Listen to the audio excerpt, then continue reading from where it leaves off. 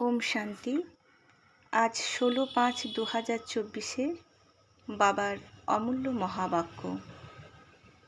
আজ বাবা বলছেন, মিঠে বাচ্চি, নিজেকে শোধরানোর জন্য নিজের প্রতি অ্যাটেনশন দাও। অর্থাৎ বাবা বলছেন, নিজেকে দেখো যে আমি কতখানি দৈবী গুণকে ধারণ করেছি। কারণ বাবা কখনো কারোর প্রতি নারাজ হন না। বাবা আমাদের শিক্ষা দিচ্ছেন যে মিষ্টি বাচ্চারা, এতে ভয় পাওয়ার কিছু নেই, কিন্তু দৈবী গুণ ধারণ না করলে তোমরা যে দেবতা হতে পারবে না। কারণ এই সঙ্গম যুগ হলো অতি মূল্যবান সময়। এই সময় আমরা বাবার শ্রীমতের আধারে চলে নিজের শ্রেষ্ঠ কর্ম, শ্রেষ্ঠ সংস্কারের আধারে সারা কল্পের জন্য কামাই জমা করি। যে কারণে মানুষ এখনো পর্যন্ত দেবী দেবতাদের পুজো করে চলেছে। তার কারণ দেবী দেবতাদের মধ্যে দৈবী গুণ ছিল। তাই সেই দৈবী গুণগুলোকে নিজের জীবনে ধারণ করতে হলে বাবার সাথে আমাদের সর্বসম্বন্ধ রাখতে হবে।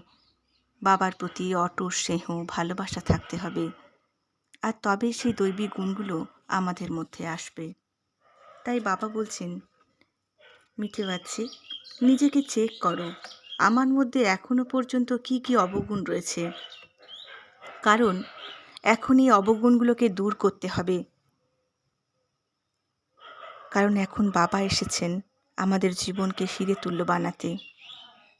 তাই বাবা প্রশ্ন করছেন, বাচ্চে, তোমাদের মধ্যে কোন স্মৃতি থাকলে তোমাদের সময় নষ্ট হবে না, সময় সদা সফল হবে। তাই বাবা বলছেন, এই সঙ্গম যুগ এক একটা সেকেন্ড এক একটা বছরের সমান। তাই এক একটা সেকেন্ডকে সফল করো। কারণ এটা হলো সব থেকে বড় উচ্চ লটারি। কারণ এই সঙ্গম যুগেই বাবাকে আমরা কাছে পাই। আর কোনো সময় আমরা বাবাকে পাবো না। এজন্য বাবা বলছেন যে বাবা আমাদের হীরের তুল্য জীবন বানাতে এসেছেন। তাই আমাদেরও এটা স্মৃতির মধ্যে রাখতে হবে যে এই অমূল্য সময়কে এক এক সেকেন্ডকে আমরা ওয়েস্ট করব না, সফল করব। কারণ এই জ্ঞানই হলো সোর্স অফ ইনকাম। তাই বাবা বলছেন আমরা এই পড়া কখনোই মিস করব না। কিন্তু এর মধ্যে মায়াও মাঝে মাঝে চলে আসে। অর্থাৎ আমাদের মধ্যে দেহভান চলে আসছে, যার ফলে বিকারগুলো জাগ্রত হয়ে যাচ্ছে। তাই এর জন্য বাবা বলছেন যে তোমরা ডাইরেক্ট বাবার সাথে যোগ রাখো। কারণ যত বাবার সাথে যোগ রাখবে ততই আমাদের প্রত্যেকটা মুহূর্ত সফল হবে।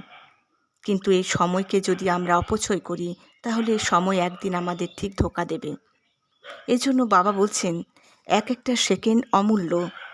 তাই সময়কে দেখো, স্বয়ংকে দেখো, বাবার দেওয়ার শক্তিগুলোকে, গুণগুলোকে দেখো এবং নিজের মধ্যে ধারণ করো এবং বুদ্ধিকে চারিদিক থেকে গুটিয়ে নাও।